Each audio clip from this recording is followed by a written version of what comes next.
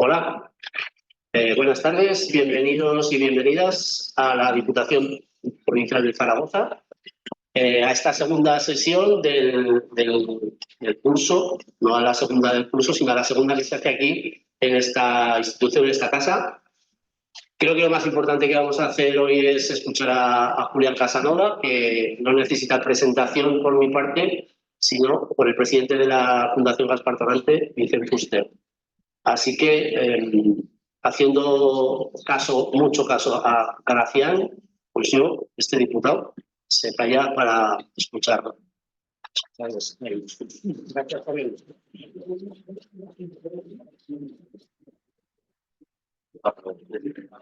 Gracias, José Manuel, diputado de Archivos y Bibliotecas. El otro día nos explicaba en las pinturas el significado de estas pinturas, pues hoy es un día muy oportuno para tenerlo en cuenta. Estas pinturas de Villaseñor, justamente de posguerra, y que representan pues, los males de la guerra, los problemas que ha crecido en la época, etcétera, etcétera. En el marco de la conferencia de hoy, encajaría bien, ¿verdad, José Luis?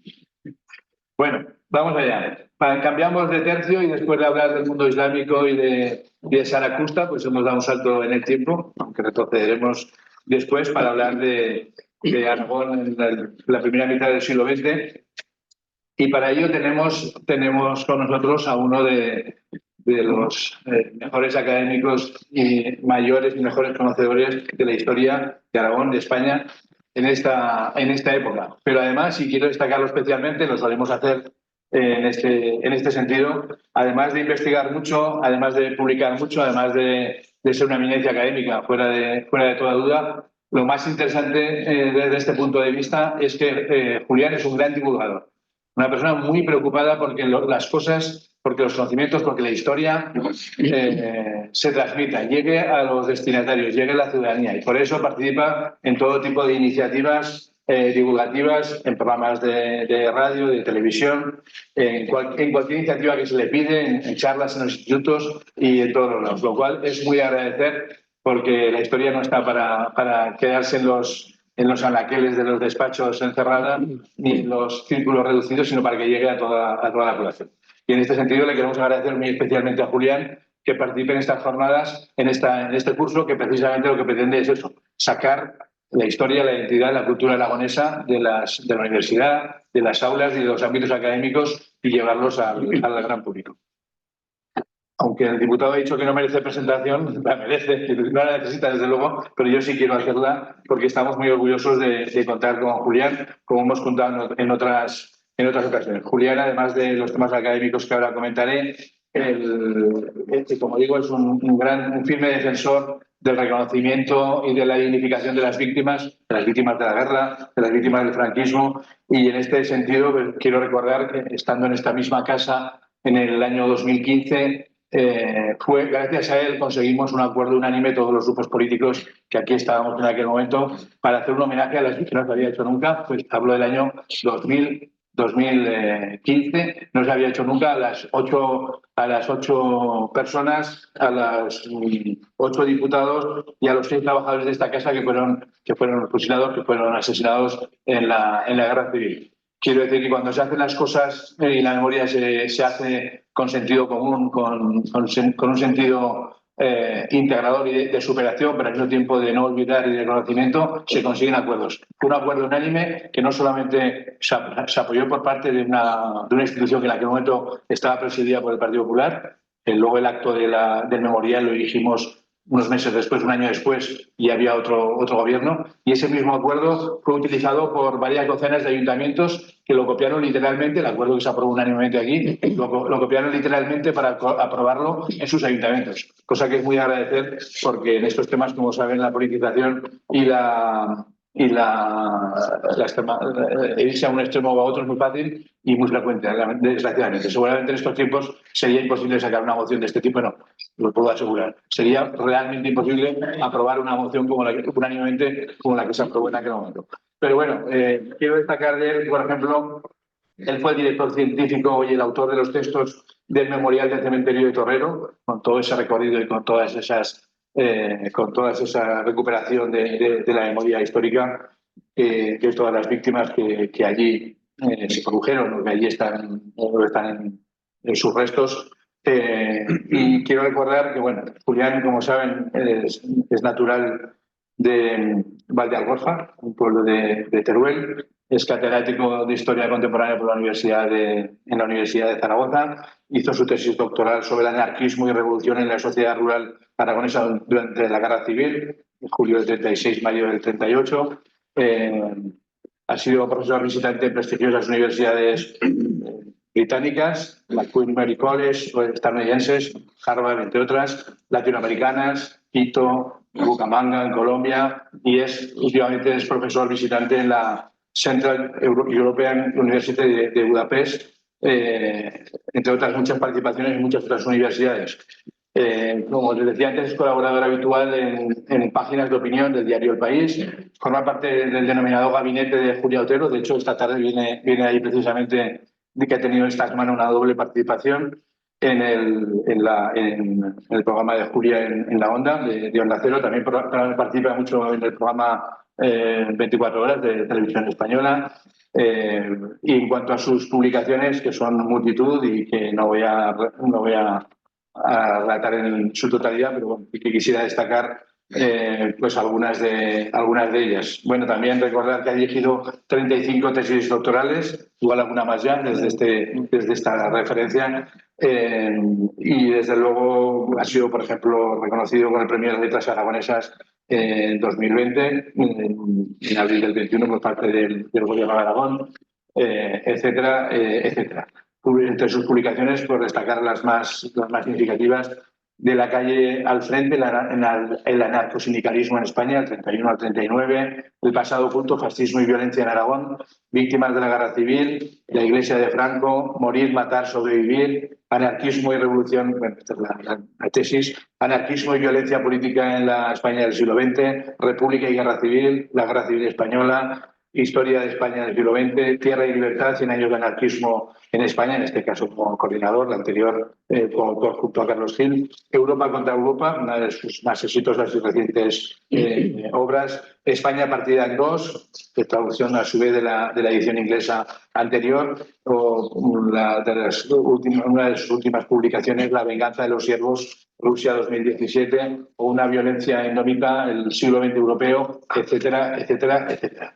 Así que con esta suerte de poder contar con alguien que desde todos los puntos de vista es una eminencia académica y un gran conocedor de la materia, les dejo para que puedan impartirnos de su conferencia, y luego, como siempre, haremos el coloquio, tanto los presentes en la sala como los seguidores a través de online que están siguiendo ya la conferencia, a los que saludo también en nombre de la Fundación Gaspar Torrente y de la Diputación Provincial de Zaragoza, la Universidad de Zaragoza y la Caja Rural de Aragón. Cuando quieras, Julián, adelante. Muy bien. Muchísimas gracias, Vicente, por esta presentación y, por supuesto, muchas gracias. Es un placer para mí estar en este salón y hablar de Aragón en Zaragoza, ¿no? Sí que quiero hoy empezar con una cita que posiblemente vaya a articular parte de lo que es mi conferencia. La cita es: la muchedumbre de pronto se ha hecho visible. Perdón. Se ha instalado en los lugares preferentes de la sociedad. Antes, si existía, pasaba inadvertida. Ocupaba el fondo del escenario social. Ahora se ha adelantado a las baterías. Se ha adelantado a las baterías y es ella el personaje principal. Ya no hay protagonistas, solo hay foro. Esta es una cita que algunos habrán adivinado de quién es, lo voy a descubrir, que indica cómo se percibió desde los años 20 del siglo XX, cómo se percibió que había un nuevo protagonista, había nuevos actores en la sociedad. Algunos les llamaron masas, otros les llamaron muchedumbre, otros les llamaron pueblo.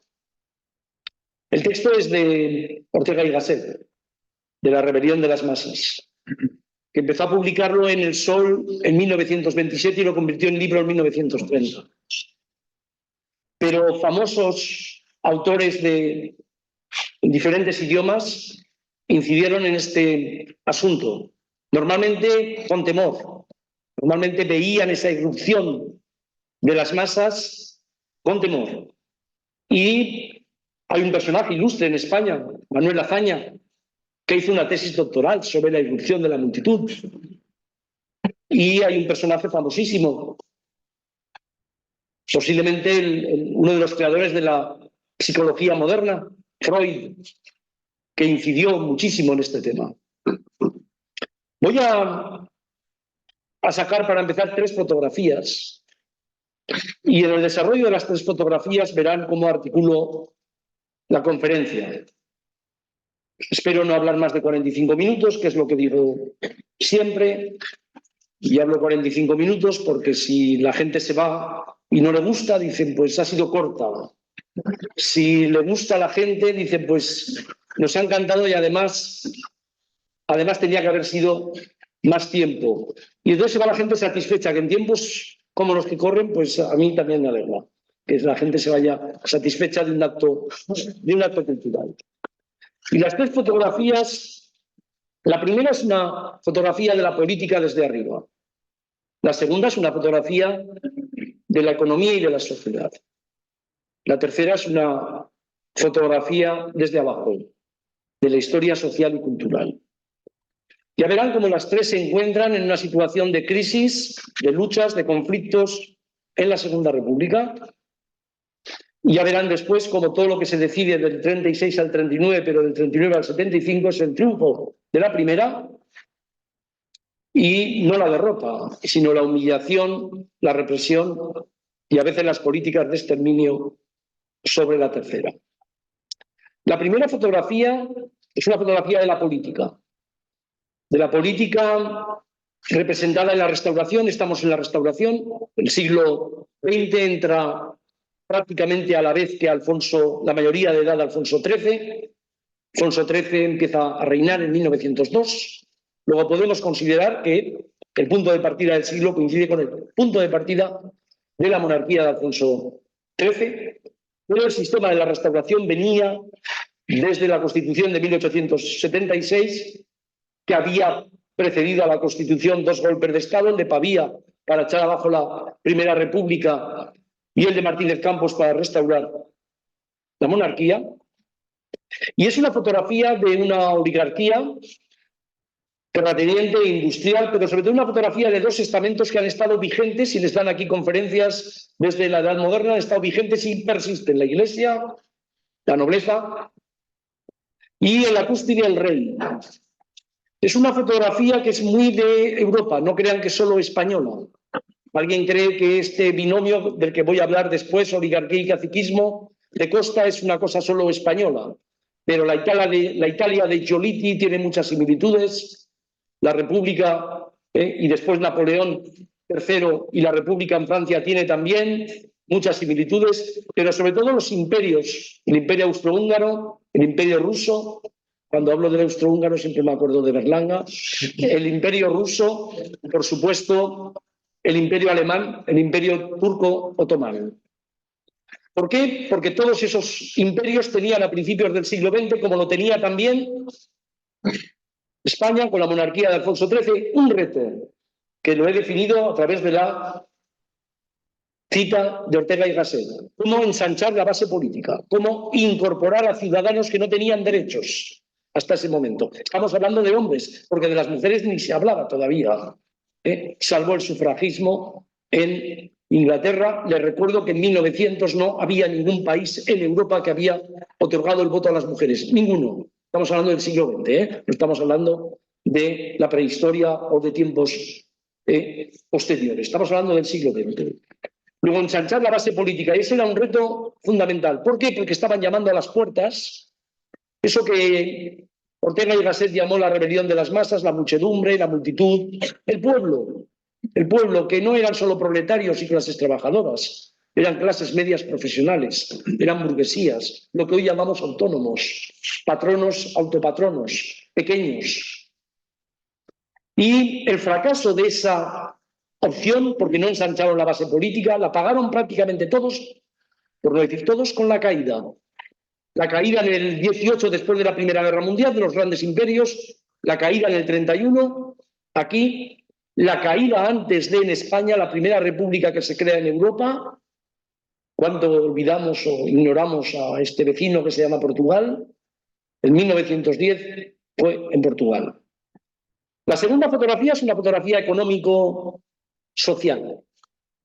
Y es una fotografía que define cómo la repatriación de capitales, porque España acababa de perder el imperio, las 3 últimas colonias, eso va a explicar muchas cosas que les voy a decir hoy, cómo la repatriación de capitales y la neutralidad española en la Primera Guerra Mundial había impulsado una economía, una nueva creación, un impulso urbano, donde está Zaragoza, lo van a ver, que por una parte consolidó, confirmó el núcleo industrial que había surgido ya en el siglo XIX, el textil de Cataluña, pero por otro lado trajo un nuevo centro industrial muy importante en Bilbao y la Ría del Nervión,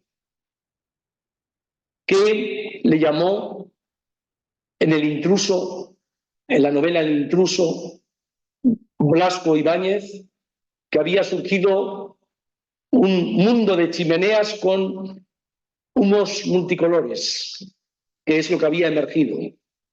Y esta nueva industrialización, que aquí tiene un eje en la industria azucarera, en la industria metalúrgica, en los alcoholes, en esa repatriación de capitales, crea un mundo nuevo. Todo esto se los puedo decir porque desde que empezamos hace muchos años a sacar estas cosas, ha habido mucha gente que se ha incorporado. Detrás de todo lo que yo hablo, que no voy a ir citando a uno detrás de otro, detrás de lo que yo hablo hay conocimiento, hay investigación, hay cantidad de gente detrás que ha avanzado estas investigaciones. Estas investigaciones sobre la economía, con algunos datos. Aragón tiene unos 900.000 habitantes en 1900, Zaragoza llega a 100.000 habitantes en 1900, ni siquiera los tiene Bilbao. Madrid y Barcelona llegan a medio millón de habitantes, nos parece mucho, doblan la población en 1930, 1 millón de habitantes, pero nada si se compara con París, Londres, Birmingham, Moscú, las grandes ciudades del mundo inglés. Y ese mundo de profesionales, clases medias también, pero de industriales, es el que crea la tercera fotografía, que es clases trabajadoras, grupos nuevos que irrumpen con fuerza y ya no quieren ser actores secundarios.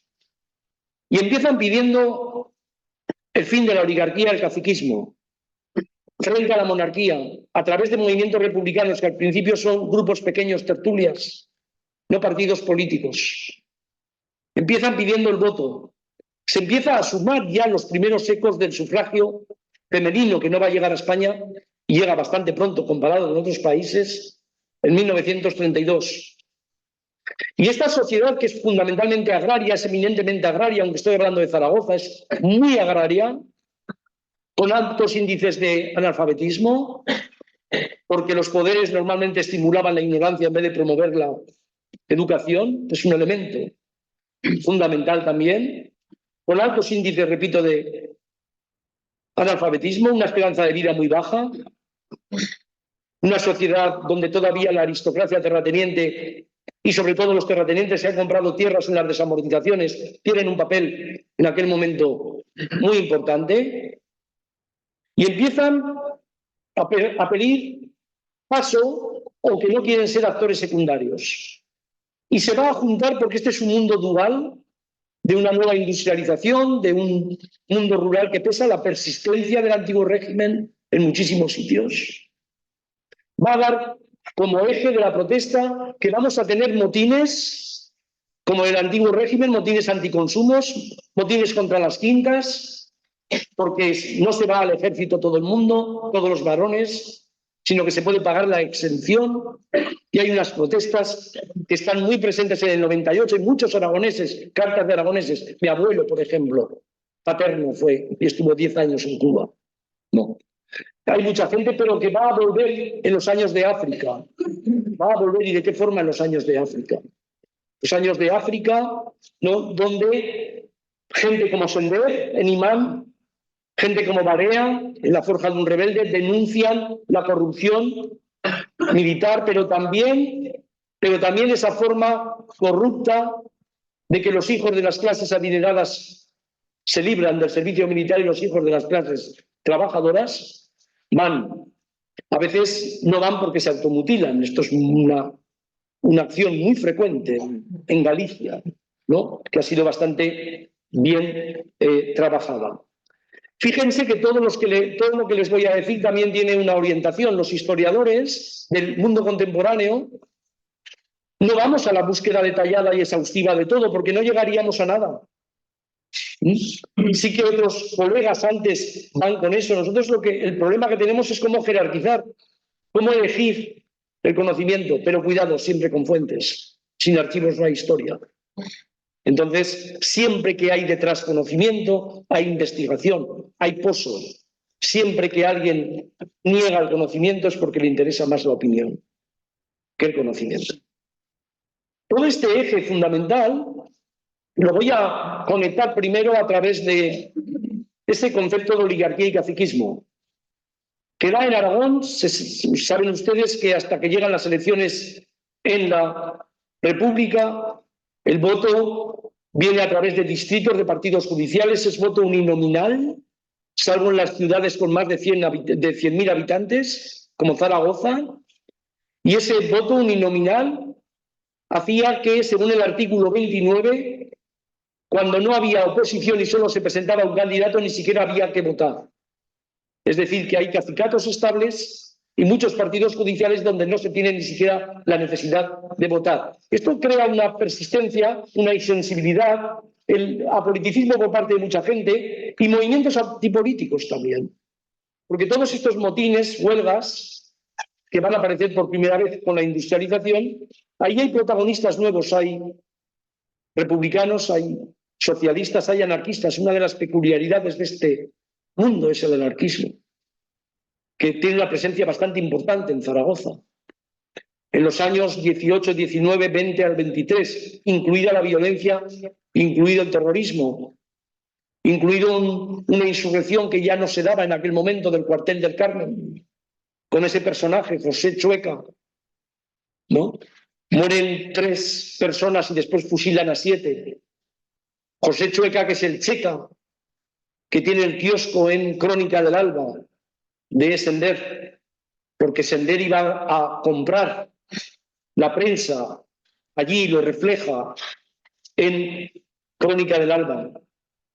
Pero hay también un eje fundamental que se tiene que mirar en Zaragoza, que va a coincidir en los años 30. Se crea la Academia General Militar, que tiene una presencia importante porque va a ser muy relevante para lo que pase después en el franquismo, con Franco, porque Franco es el primer director, la República cierra la Academia General Militar, hay una parte importante de sustrato antirepublicano a partir de ese momento en Franco. Aquí es donde conoce a Serrano Suñer, que es diputado por la CEGA en el 33, en el 36, que está casado con Cita Polo, hermana de Carmen Polo, personaje clave para comprender los primeros años de fascistización, los primeros años de apoyo al eje por parte de Franco. Se conocen en Zaragoza, se conocen con unas familias que conectan clarísimamente aquí. Y mientras el mundo rural es un mundo separado.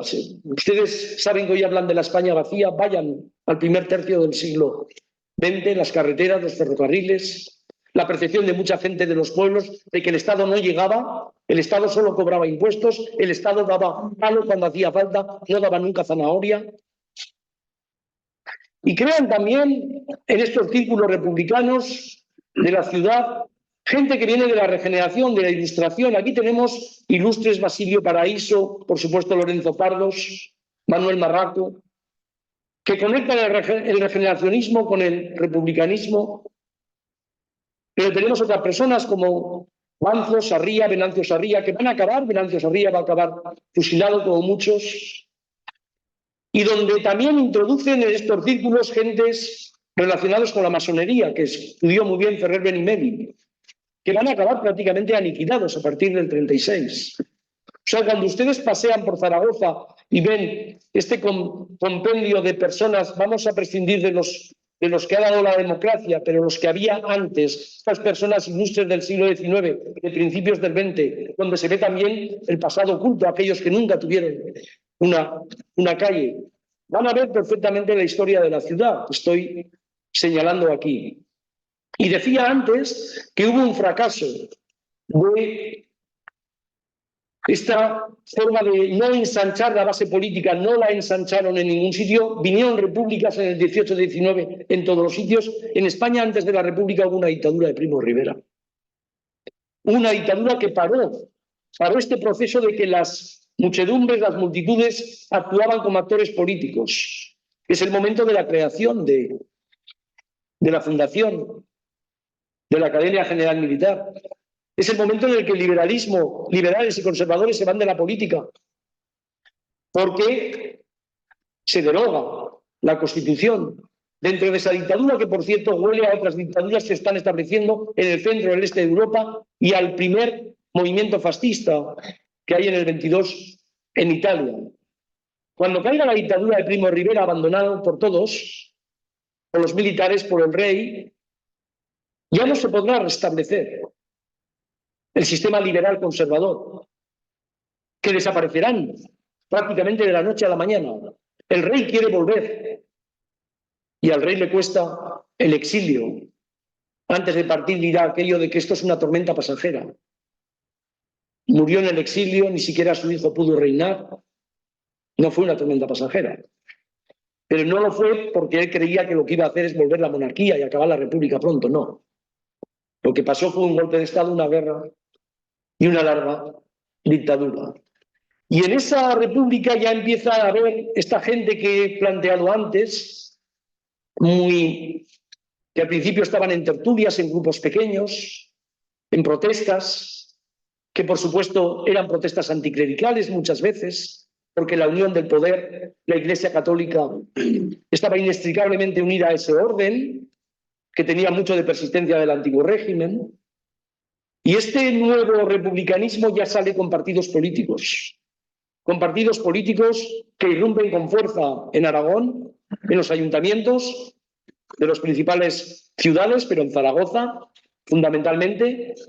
Y estos ya no son republicanos tertulianos, sino que plantean ya alternativas clarísimas con un ideal que es la república, la participación de las clases populares, con mujeres, que hemos olvidado muy a menudo. Se habla de Venancio Sarria, pero nadie hablaba de Pilar Ginés, ¿no?, de su mujer, a la que no fusilaron como a él, pero le hicieron pasar, por supuesto.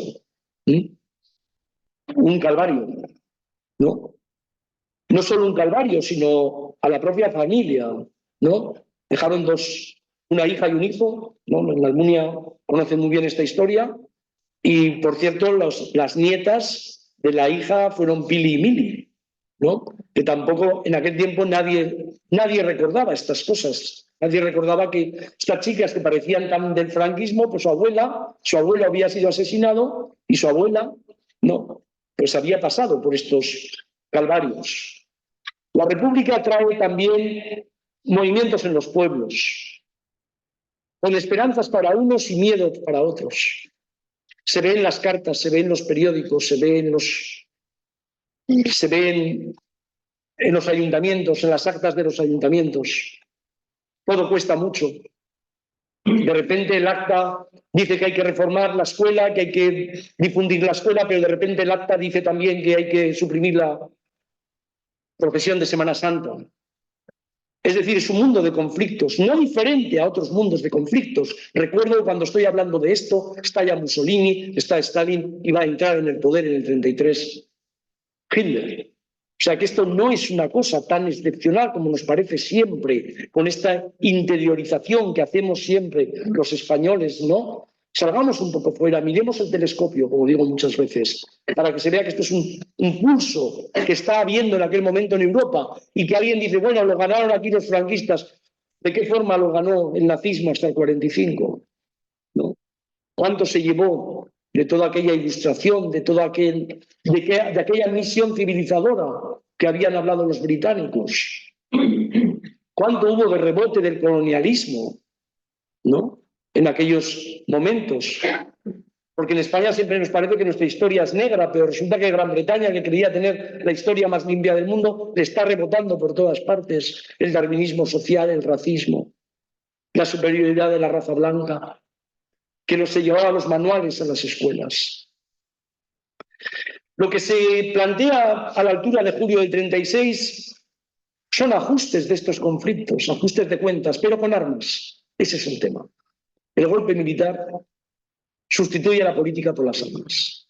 Ya sé que después viene la idea de que esto era imposible, que no se hubiera podido solucionar de otra forma, que es la imagen, evidentemente, que se transmite por muchísima gente, pero cuando las armas sustituyen a la política, cuando las armas hablan y ya no hablan los ciudadanos, la historia siempre se complica. Y es lo que pasó aquí en la Guerra Civil. Fíjense en que estoy avanzando, después daré un círculo. Es lo que pasó aquí en la Guerra Civil, que no hay mejor región en España que represente la Guerra Civil española que Aragón. Aragón, con el triunfo del golpe militar en las 3 ciudades, la llegada de las milicias fundamentalmente de Cataluña y Aragón partido en dos mitades, la occidental y la oriental. La occidental en manos de los sublevados, no hubo guerra en muchísimas de esas partes, la oriental donde hubo guerra con varias coyunturas. Una guerra que desde el principio trae también el asesinato, trae también la violencia en las 2 zonas, pero violencia que no se explica por el irracionalismo o aquellos que nos solían decir nuestras madres, hijo mío, no hay nada peor que una guerra civil, sino que se explica como se está explicando en Europa, porque los conflictos estallan y no hay soluciones pacíficas para conflictos que antes habían solucionado en algunos sitios de forma pacífica y que después del 45, con la fotografía del genocidio, del holocausto, del Gulag, de las grandes políticas de exterminio, se soluciona en muchísimos países de otra forma muy diferente. Es verdad que todo se ve desde el punto de vista negro, la guerra civil, la ruptura, el franquismo. ¿Y qué pasó con aquellas esperanzas? ¿Qué pasó con el voto? ¿Qué pasó con aquellas mujeres que soñaron? ¿Qué pasó con aquellas personas que de verdad creían que las escuelas podían avanzar? Porque la represión en una zona y otra marca perfectamente los actores que voy diciendo en estos momentos. Anticlericalismo en unos, políticas de implicación de la Iglesia en otros, se persigue a los maestros en un sitio, a los sacerdotes en otros, ¿no? Por supuesto, propietarios, industriales y medios de comunicación, ¿no? Y medios de comunicación también, continuidad. ¿Qué forma también de apelar a la violencia por parte de los medios de comunicación, de gente que se consideraba en aquellos momentos que estaba en el orden?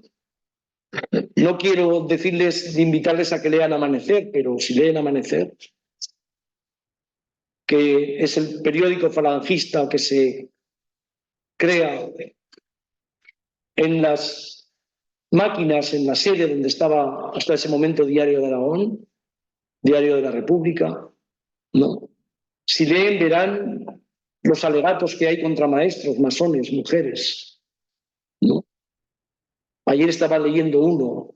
Hay que crear campos de concentración para los masones y para los judíos.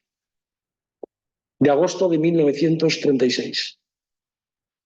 Desde ese punto de vista está clarísimo que el franquismo fue un largo periodo de dictadura, de consolidación, que pasan muchas más cosas además de la represión. Por ejemplo, los años 60, esto es un tema capital para comprender Aragón, es el fin de la agricultura tradicional.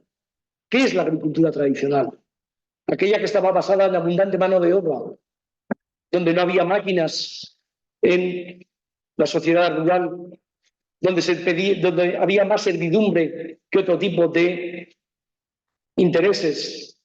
Toda la agricultura tradicional se hunde en ese momento, cambia, y hay un éxodo rural importantísimo, cambia la fisonomía de los pueblos. La Zaragoza de los 100.000 habitantes de principios de siglo, que son 170.000 cuando empieza la Guerra Civil, es una Zaragoza de 350.000 en los 50 y que llega a finales de los 70 a 550, principios de los 80. Un éxodo rural de muchísima gente que emigró, que dejó las tierras, la aristocracia terrateniente perdió la fuerza, aquel problema de la reforma agraria que en los años 30 aquí, como en todos los sitios, en las 5 villas, la reivindicación de los bienes del común, de los comunales, que habían sido un eje fundamental del conflicto. La reforma agraria ya no va a ser ningún problema, desaparece porque se va la gente del mundo rural. Los terratenientes se quedan prácticamente sin jornaleros. El mundo andaluz desaparece. Los 2 millones de jornaleros que quedan en España en 1960 son 1 millón solo en 1970. El jornalero que había sido prácticamente el eje de la identidad andaluza. Para el flamenco, para Lorca y, por supuesto, para los antropólogos e historiadores. Todo aquello se empezó a cambiar, ¿no? Y tardamos mucho en llevar esta historia a las escuelas, a los centros de secundaria. Veo aquí a colegas míos, profesores de prehistoria, de ciencias de la antigüedad, saben lo que digo porque saben también que ellos tuvieron problemas en llevar nuevas historias. Y otros tuvieron muchos problemas en llevar el siglo XX durante mucho tiempo. Yo veo aquí una generación que no lo estudió en las escuelas, por supuesto. Y esto marcó, de alguna forma, el escepticismo de mucha gente, el predominio de los recuerdos familiares y de la propaganda por encima del conocimiento, que tampoco es un problema solo español. Viajen un poco y verán que esta es una queja prácticamente en todos los países donde hubo este pasado infame, ¿no? Y por supuesto en la historia cultural. Lo estamos viendo durante muchísimo tiempo. Vean cómo han cambiado las calles también, las fiestas. Los mayores recordarán cómo se cambió todo el calendario a partir del 1 de abril de 1939 y cómo se empezó a cambiar de alguna forma el calendario.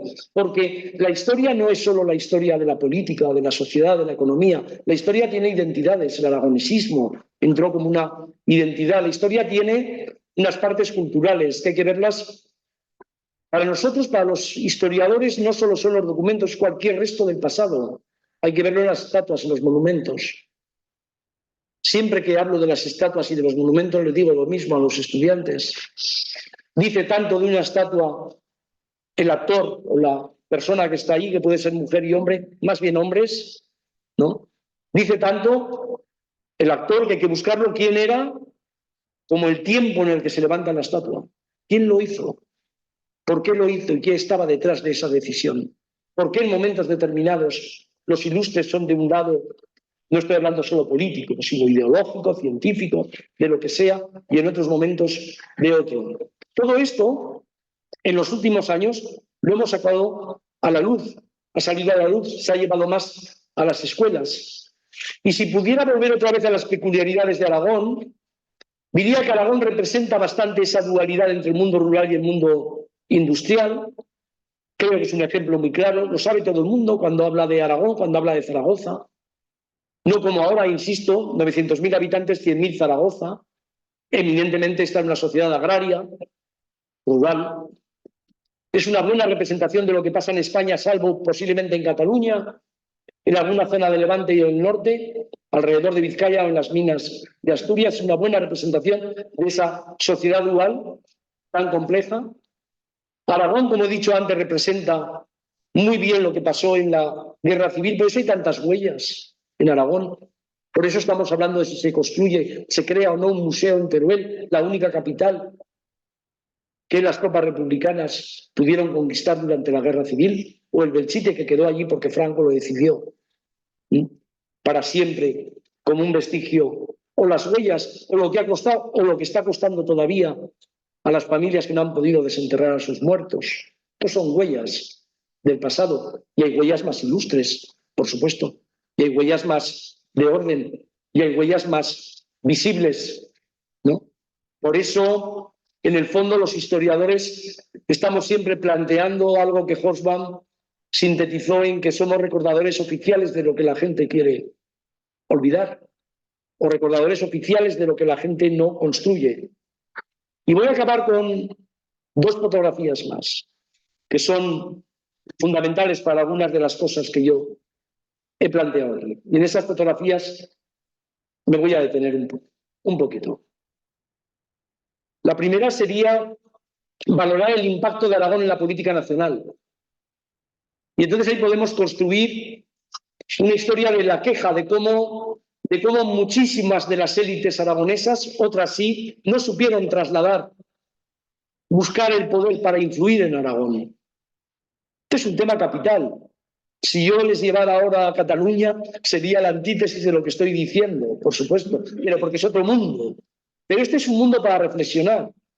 Y este es un mundo que cuando sacamos la fotografía y vamos a los personajes, he nombrado antes a Marrato, que fue ministro con Lerroux en el 34-35. He nombrado antes a Venancio Sarría y a otros diputados que estuvieron allí.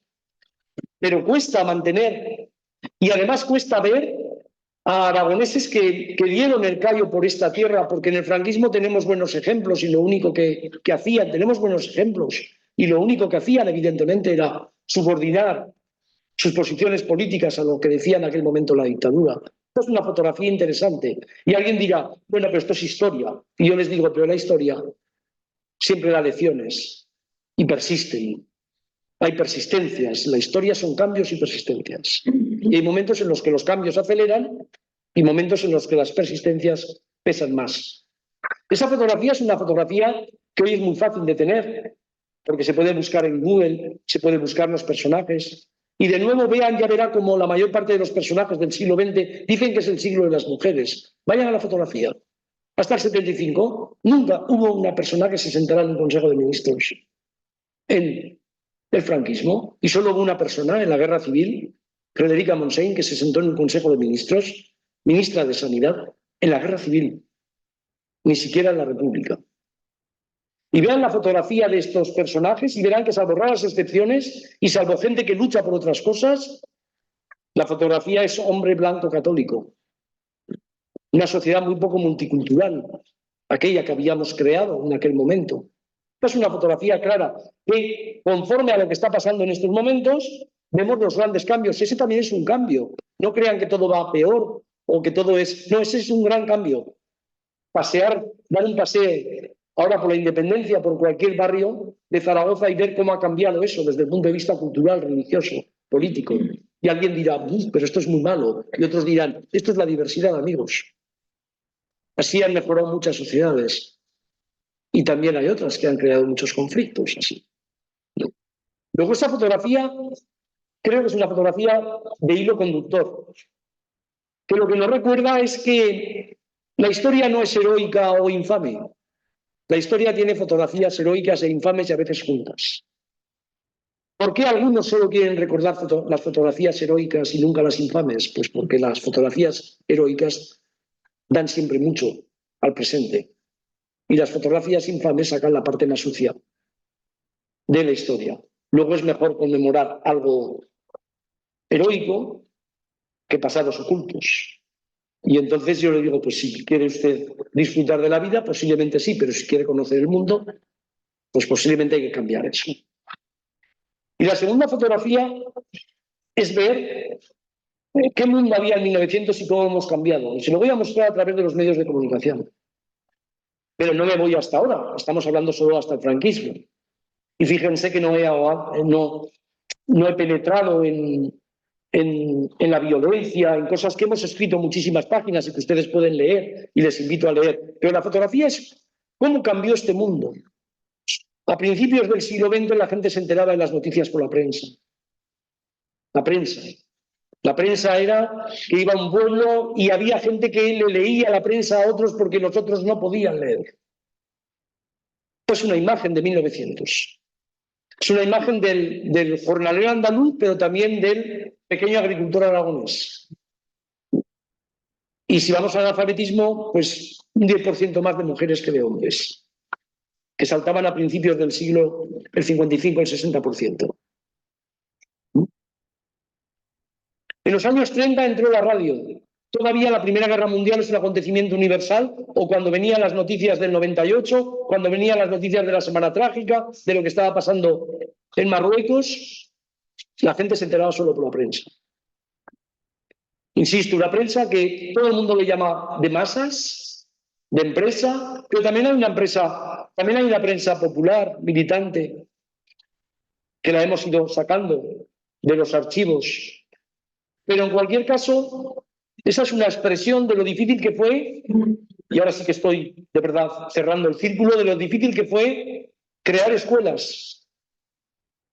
La imagen de que había antes un sacerdote y un guardia civil en un pueblo antes que una escuela es una imagen que cambió, es muy dura.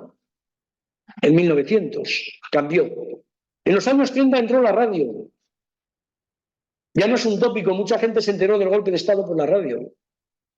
La radio tampoco era un bien tan común, pero siempre había una radio en un pueblo.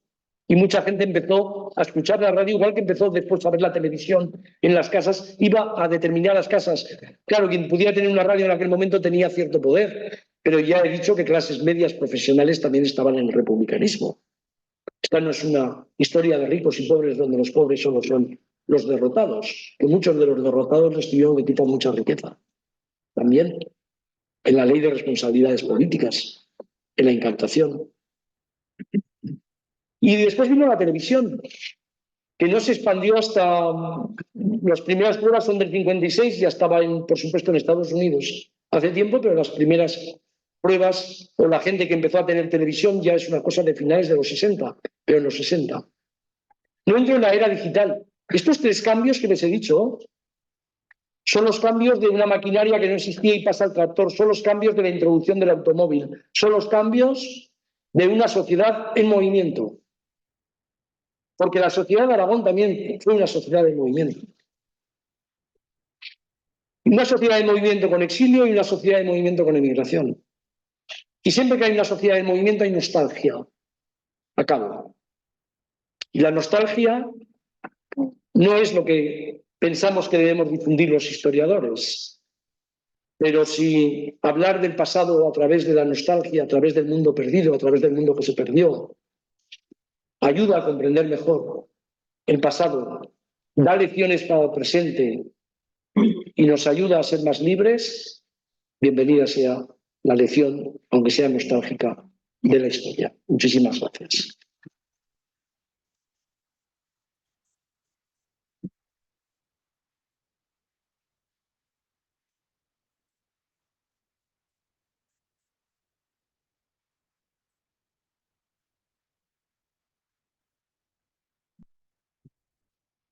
Si les parece, vamos a abrir el turno para el coloquio aquí en directo y Miguel irá tomando nota de las preguntas que hagan los seguidores a través de online. ¿Cuántas personas hay? Pues, alguien por ahí que quiera que no sea. Hasta 100. Se ha sugerido muchas cosas, Julián. La verdad que nos acabamos por dónde empezar. Pero, ¿se anima alguien ya?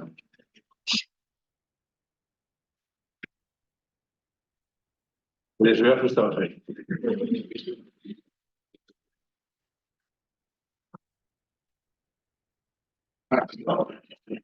Venga, Armando. Yo me quería una pregunta, porque yo creo que preguntará entre con la vergüenza. En primer lugar, agradecer la oposición magnífica como siempre, y gustando todos.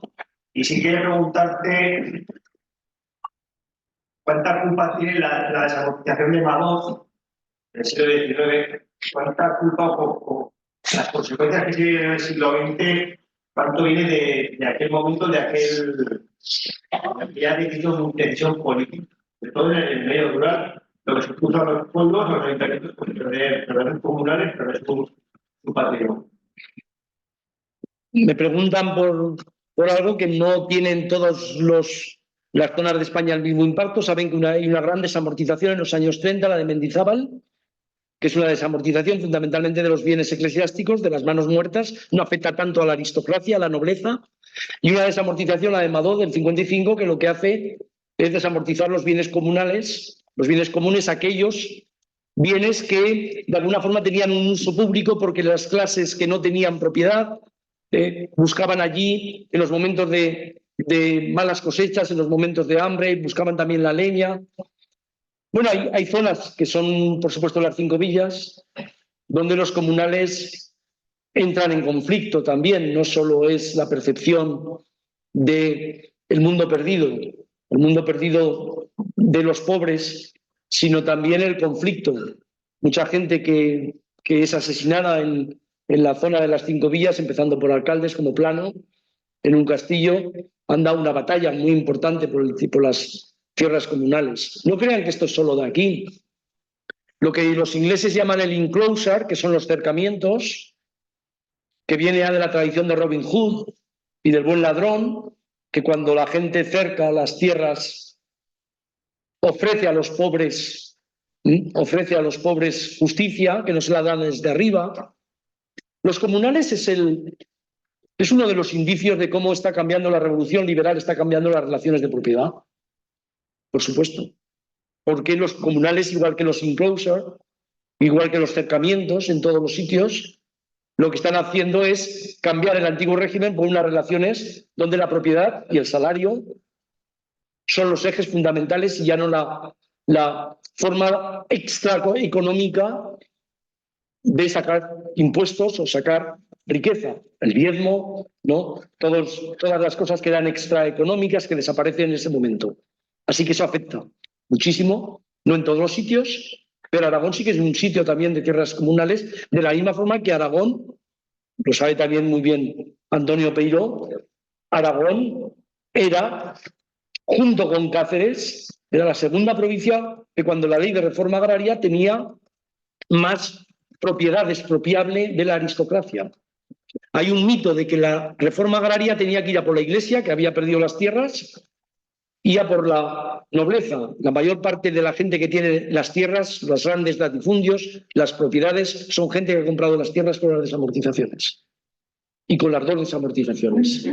Pero en Aragón, junto con Cáceres, hay todavía una presencia importante de la aristocracia terrateniente. Y hay un registro de la propiedad expropiable, ¿no?, que no se pudo llevar a cabo porque hay un golpe de Estado 5 años después de la República. La reforma agraria exige un registro de la propiedad expropiable que funciona con todo esto. Así que estamos hablando, la pregunta es un poco la larga duración de cómo cambia la sociedad contemporánea respecto a la larguísima duración de cómo había persistido la sociedad estamentaria y del antiguo régimen.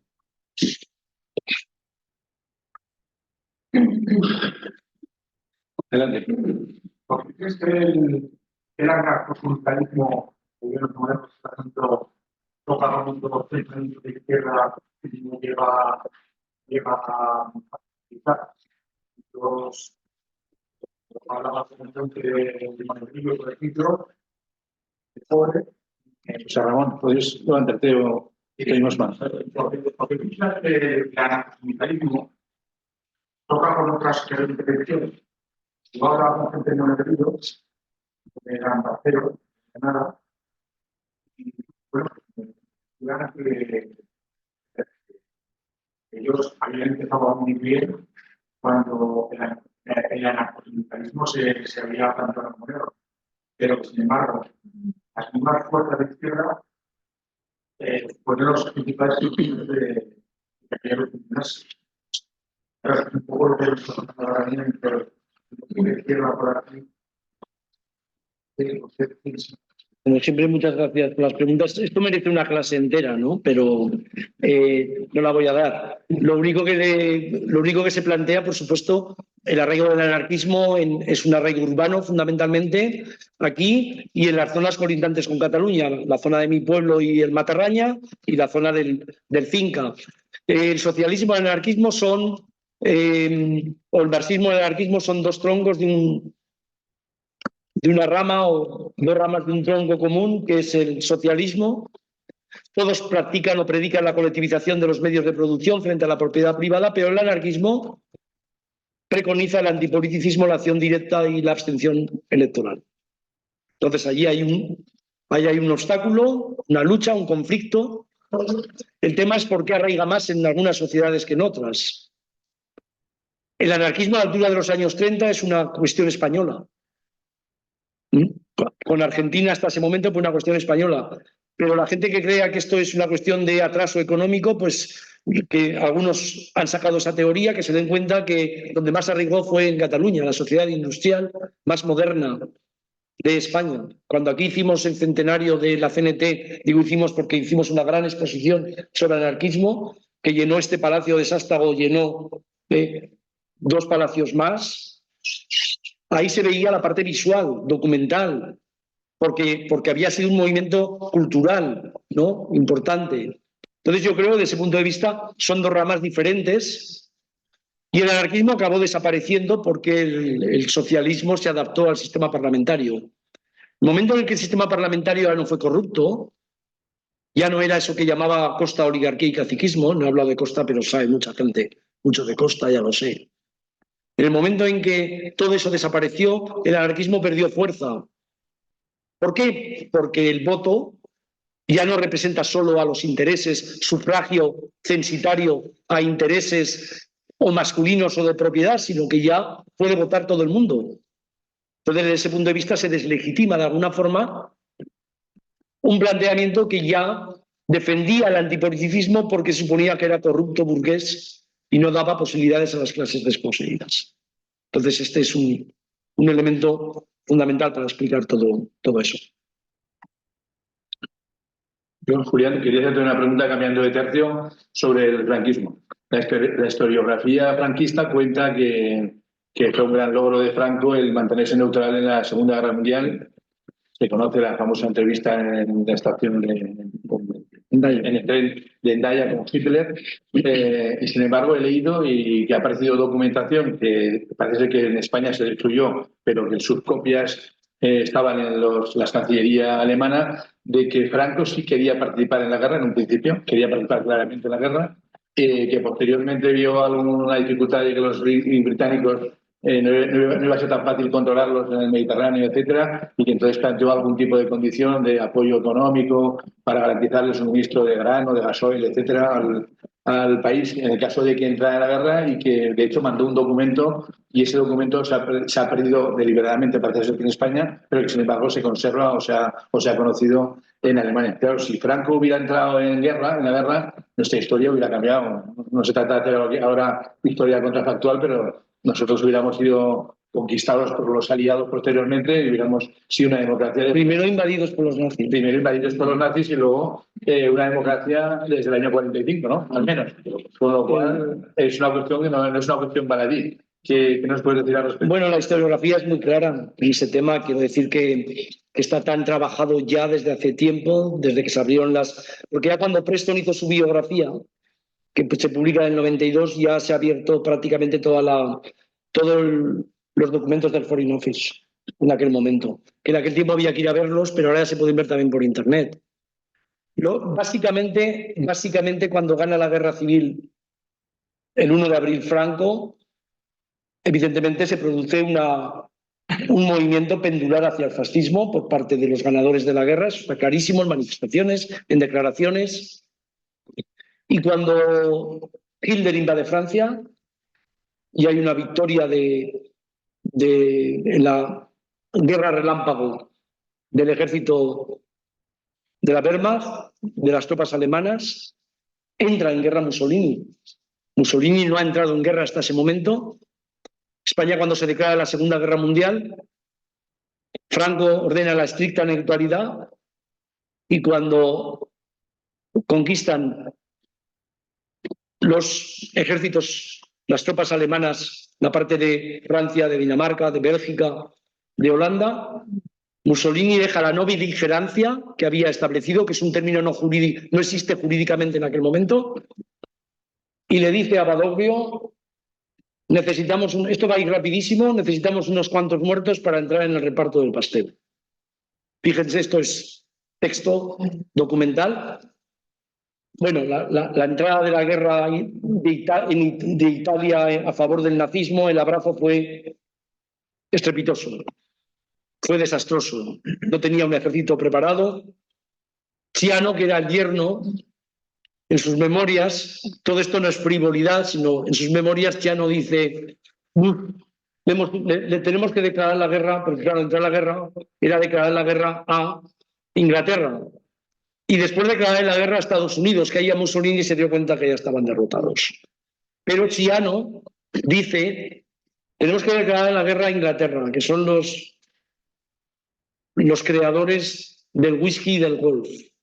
Y alguien que ha creado estas dos cosas tan maravillosas no pueden perder nunca una guerra. ¿Quién era Chiano? Yerno, ministro de Asuntos Exteriores a los 30 años y el que lleva toda la intervención en la Guerra Civil Española italiana, que esto también Dimas Baquero. Es decir, estamos hablando de algo en el que Franco, cuando entra Mussolini, declara la no beligerancia, se pasa de la estricta neutralidad y, por supuesto, le pide a Hitler una entrevista y Hitler la pide para entrar en la guerra. A Hitler le iba muy bien que Franco entrara en la guerra, pero Franco le pide cosas imposibles y a cambio no le puede dar nada porque España está deshecha y le pide el Marruecos francés. Y Hitler sabe que si el Marruecos francés pasa a Franco, crea un gran problema con Francia y con Gran Bretaña. Desde ese punto de vista está claro que hay un toma y daca, clarísimo. Y después viene el mito, porque Franco continúa ya en el año 44, cuando ya las tropas nazis ya no tenían victoria tras victoria, ya le declara a United Press: nosotros somos una democracia orgánica católica, no tenemos que ver nada con el fascismo. Y se habían cansado de hacer declaraciones antimasónicas, pasa igual, tienen que reinventar el judaísmo, porque ya no hay todo eso. Y hay una reinvención, y esa reinvención es la que lleva a cabo la mitología de Franco, y le va muy bien, pero no se resiste políticamente, pero no se resiste sobre todo historiográficamente. Entonces, ya sé, pues es opinión política y uso político frente a conocimiento, pero está muy claro, está muy aclarado, y por cierto, con archivos diplomáticos de izquierda a derecha, por delante, por detrás, porque los británicos en ese momento también se dan cuenta a partir del 44 que Franco puede vender anticomunismo. Y a partir de la Guerra Fría, evidentemente, a Franco le va bien toda esa reinvención de la historia. Sin Gran Bretaña, todo hubiera sido también muy diferente. Y para la gente que piensa en la historia contrafactual que aquí el comunismo hubiera creado, es lo de siempre, que el comunismo hubiera creado otro sistema, insisto, con Gran Bretaña, la única posibilidad de que la República hubiera ganado la guerra era Gran Bretaña. Olvídense de la Unión Soviética, olvídense, porque además estaba lejísimos y no tenía nada que ver en esto. Gran Bretaña. Y Gran Bretaña no permitió en ningún país, ni siquiera en Grecia, en diciembre del 44, que hubiera un partido comunista en un país occidental o capitalista. Y por cierto, si hubiera ganado la guerra el 1 de septiembre, el 1 de abril, no hubiera sido el 1 de abril, claro, hubiera sido otro día. Hubieran ganado los republicanos, lo que hubiera venido después es la invasión de las tropas nazis, o iban a invadir Francia y no a invadir España. No se olviden de Portugal, que no participa tampoco en la Segunda Guerra Mundial. Y por cierto, Franco no participó oficialmente en la Guerra Mundial, pero tuvo 47.000 personas nada más y nada menos en la División Azul, pagados por la Wehrmacht, de los cuales hay miles de muertos que quedaron allí en Siberia y en el frente de ruso. Y la División Azul no es solo exfalangista, gente que va allí porque quieren luchar otra vez contra los bolcheviques. También gente que tiene que ir allí para sobrevivir. Y si ven un documental famosísimo, Extranjeros de sí mismos, que se los recomiendo y que lo pueden ver en la web, ahí salen dos personajes, Figes, este actor tan maravilloso secundario, y Berlanga, García Berlanga, que tienen que ir allí a García Berlanga porque su padre está en la cárcel. Y Figes porque quiere salvar a su madre porque había sido su padre gobernador civil asesinado de Ávila. Es decir, que la historia siempre es más compleja de lo que parece, pero tiene explicaciones. El problema es cuando la gente cree que la historia ya me la sé, porque lo que me contaron es lo que yo creo. Ahí empezamos en otro tema. Y claro, cuando se trata del siglo XX, lo he dicho antes, nosotros no podemos ir a la exhaustividad del todo, pero créanme que si hace falta vamos. Y claro, sobre Franco sabemos prácticamente todo. Compárenlo con cualquiera de los personajes que están en esta casa o los reyes de Aragón, lo que se sabe sobre Franco. He dicho antes que había prensa, radio y televisión. Sobre los personajes del siglo XX conocemos cómo andaban, cómo caminaban, cómo hablaban. Y por cierto, sabemos quién tenía carisma en la voz y quién no. Vamos a hacer una última pregunta porque tenemos bastantes, me indica Miguel. Ah, es porque vamos así. Sí. Me ha gustado mucho una frase del libro Valencia, que ha apuntado en mi cuaderno, me ha hecho variar. La historia con cambio y consistencia. Me gustaría saber tu opinión en la situación en España. Una cosa, por favor. Es inevitable que me pregunten siempre por la situación actual. Mejor que la que he descrito para bastantes épocas de la historia del pasado, sin ninguna duda. Y sobre todo mejor porque puede haber una sociedad civil que puede defender los grandes logros que se han hecho. Y mejor porque aquí han entrado algunos jóvenes y en la conferencia, porque el mundo es duro, el mundo que tienen hay que batallarlo, pero no he entrado aquí en detalles exhaustivos sobre la parte oscura de la historia del siglo XX. Así que lo que opino es que tenemos una sociedad civil que puede avanzar, tiene todos los mecanismos para avanzar y necesitamos menos ruido, más compromiso y, como trabajo en la universidad, pues más educación. Y la educación no es solo ir a clase, sino la educación es tener una visión del mundo en la que sepamos respetar. Y el respeto, de nuevo, empieza por el conocimiento. La gente que más respeta es la gente que tiene en la cabeza el viaje, la diversidad y la pluralidad. Y no estoy hablando de abstracciones, estoy diciendo que tenemos un legado tan bueno en sanidad, en educación, en rupturas de la persistencia, que ¿por qué no lo cuidamos? Yo hace muchísimo tiempo que decía esta frase: la democracia es frágil, hay que cuidarla. Y cuando la decía, pues uno hablaba de este año y decía, ya sé lo que va a pasar. ¿Quién se atreve a decir lo que va a pasar mañana? Ahí me preguntan mucho, ¿qué va a pasar en Estados Unidos? He vivido muchos años ahí. Hace 8 o 9 años no hubiera dicho esto. Ahora, de aquí a noviembre, ¿quién lo sabe?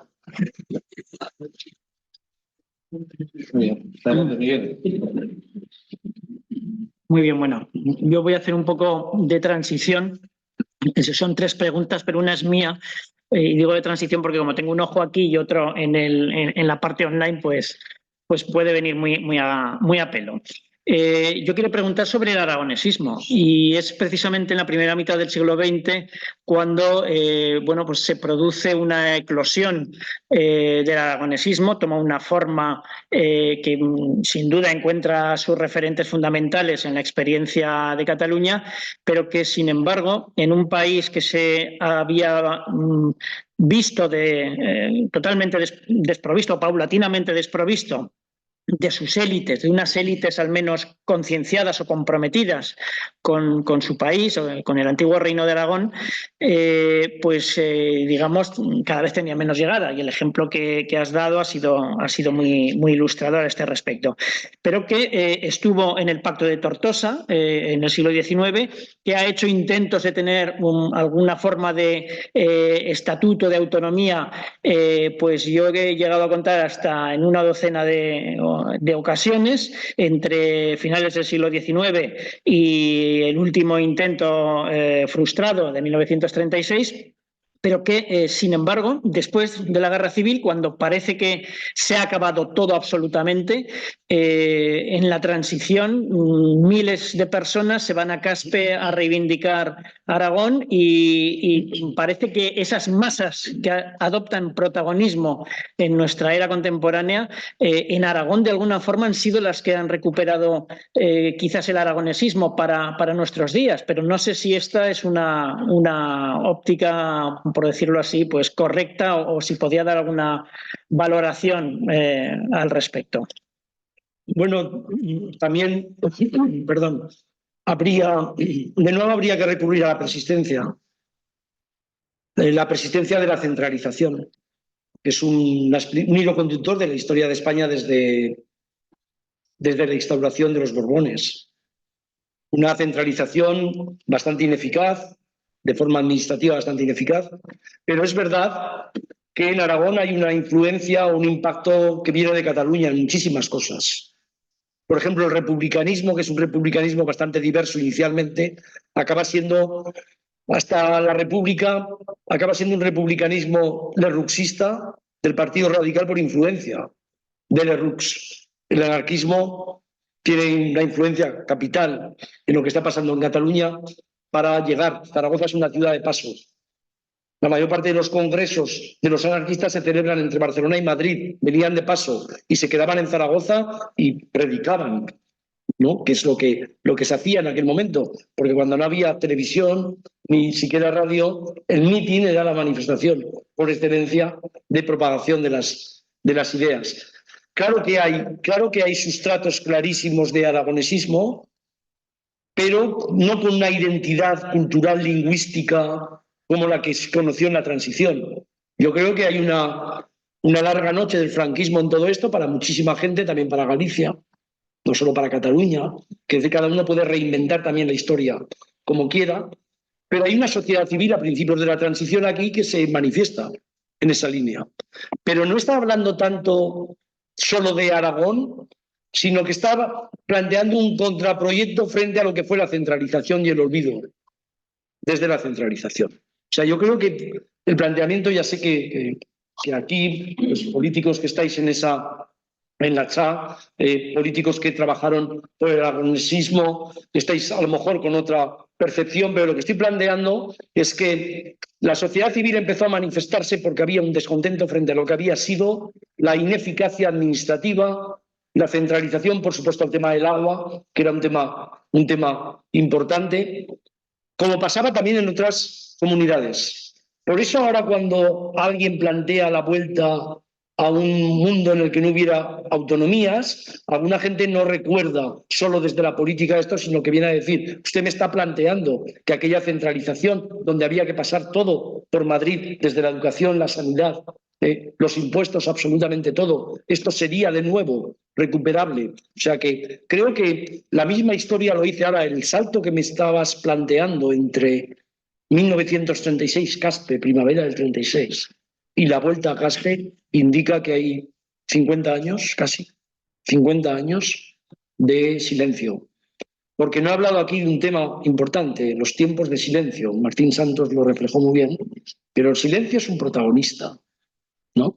Hasta tal punto es un protagonista que hay todavía gente que vive en el silencio, porque todavía no se atreve a hablar. Así que desde ese punto de vista es muy largo todo lo que he contado. Tengo que venir otro día a dar otra conferencia, pero dentro de 5 años, cuando hayan pasado ya muchas cosas. Bueno, está claro que los silencios también forman parte de la partitura. Otra pregunta del público online dice, por parte de Cristina Marín Chávez, ¿puede ser que el Estado español en general y Aragón en particular fuera un país de contrastes en el que la intelectualidad era demasiado moderna para un pueblo llano, controlado fundamentalmente por la Iglesia y también por el sistema caciquil tradicional? En fin, terratenientes, clero, ejército. ¿Puede ser? Bueno, vamos a ver, aquí hay un concepto que es el intelectual, que sería un concepto que los franceses desarrollaron mucho, pero vayamos a los años 30, porque hay gente que cree que el gobierno de Azaña es un gobierno de intelectuales. Y en realidad estamos hablando de clases medias profesionales, que es muy diferente. Estamos hablando de abogados, estamos hablando de médicos, estamos hablando de periodistas, de gente que era burguesa desde el punto de vista del estatus, pero no burguesía porque no estaba vinculada al aparato productivo. Este es un eje fundamental. Hay como a los intelectuales, a muchos de ellos se les lleva al cementerio, hay una imagen de que el intelectual es la persona que está detrás del masón, del conspirador, pero en realidad, en este círculo de intelectuales que representa muy bien Azaña, lo que hay, vuelvo a la expresión de antes, es un contraproyecto social. Si eso era muy avanzado para una iglesia como la que había en España, para la persistencia del antiguo régimen que planteábamos antes, que se lo digan a Weimar, que es el paradigma de la República de Weimar en Alemania, que es el paradigma de la intelectualidad, el paradigma de la edad de oro cultural, el paradigma del expresionismo, de la pintura, del cine, y acabó en las catacumbas. Y se supone que era una sociedad que estaba preparada. Y acabó en las catacumbas porque hay una reacción clarísima frente a todo eso. porque es una reacción antiilustradora, porque el fascismo es una reacción antiilustradora frente a la razón. Y esto es importante, no es la única, está Bergson, está Nietzsche. Hay mucha gente que en el siglo XIX, a finales del siglo XIX, reacciona frente a la ilustración. Pero esa es una pregunta que vale para Hungría, vale para Alemania, no digamos de Rusia, que inventan el término inteligencia, ¿no? Que en realidad son protagonistas, muchos de ellos, de las revoluciones en el 17. O sea que hay una tensión siempre. Y hay un concepto intelectual orgánico que decía Gramsci, el que sirve al poder. Podemos plantear muchas cosas, pero el mundo del intelectual que yo estoy planteando es: déjenme que haga 2 fotografías y ponga a Franco y a Azaña y diga, vamos a explicar el mundo como lo explicaba uno y como lo explicaba otro. Y los historiadores no colocamos a la gente en salas de juicio. O decimos, este es el bueno, este es el malo. Expliquémoslo. Y verán que hay, que son antitéticos, que son antagonistas. Pero son antagonistas porque tienen un contraproyecto social diferente. ¿Qué es un contraproyecto social? ¿Cómo organizar el Estado y la sociedad? Básicamente cómo dar libertad o no, y básicamente cómo distribuir la riqueza o no. Esos son los 2 grandes principios, me preguntaban antes por la sociedad actual, son los 2 grandes principios que generan el movimiento de todas las sociedades.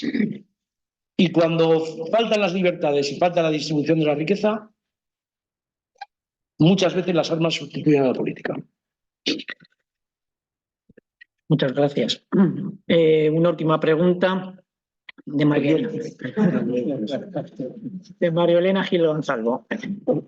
Dice, ¿cree usted que cuando ya no estemos los que sufrimos consecuencias de la guerra civil se curará la herida? Todavía hay gente y partidos que recuerdan esas épocas, desde el que dice hay que matar a todos los curas y fascistas al que dice los rojos son demonios y la causa de todos los males. Bueno, y hay gente que dice que vamos a leer la historia y vamos a hablar de otras cosas también. No, hay una asignatura pendiente clarísima. Y ya no es la enseñanza de la historia que está ahí. Es una asignatura pendiente que tendría que estar fuera del debate político, que se llama dignidad, y es sacar a la gente que no ha podido enterrar a sus muertos. Esa es una asignatura pendiente, clarísimamente pendiente. Y no es ni de izquierdas ni de derechas. En el año 23, 24, es una idea presente en lo que significa la democracia europea. No. También entiendo que en los últimos años ha aparecido el móvil, no lo he dicho. Pero el agricultor de 1900 va hacia atrás y dice, ¡buf! Esto lo conozco yo, el neolítico. Pero si le dieran un móvil ahora a un agricultor de 1900 tendríamos un problema. Entonces, desde ese punto de vista, creo que esa es la asignatura. Lo otro va y vuelve, evidentemente. Cuando la gente quiere enterrar la historia en vez de explicarla, la historia siempre vuelve. Eso está clarísimo, está pasando en otros países. Pero si la gente no entiende que esto de desenterrar a los muertos es de dignidad, no tengo ningún problema. Lo único que digo es que tenemos un problema social, no yo, porque yo no lo tengo. Tenemos un problema social, cultural y de dignidad, ¿no? Ojalá la gente joven lo entienda, independientemente de las políticas que defiendan, lo entiendan. Y por cierto, más vale desenterrar y hablar del pasado de los abuelos y los bisabuelos que, por ejemplo, de los dinosaurios. O sea, que no sé por qué la gente tiene tantos problemas en hablar de estos bisabuelos, tatarabuelos.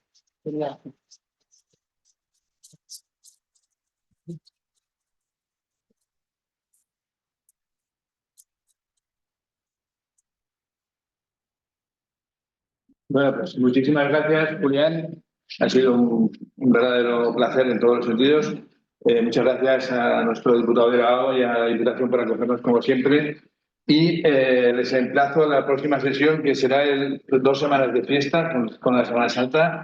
El jueves 4 de abril, también en este mismo salón, tendremos a Gregorio Colás, catedrático emérito de Historia Moderna, con el tema La Edad Moderna y los fueros de Aragón, de la rebelión y decapitación de justicia en 1591 a la abolición de los fueros en 1707. nada menos que casi toda la edad moderna de Aragón en un coloquio. Muchas gracias y esperamos.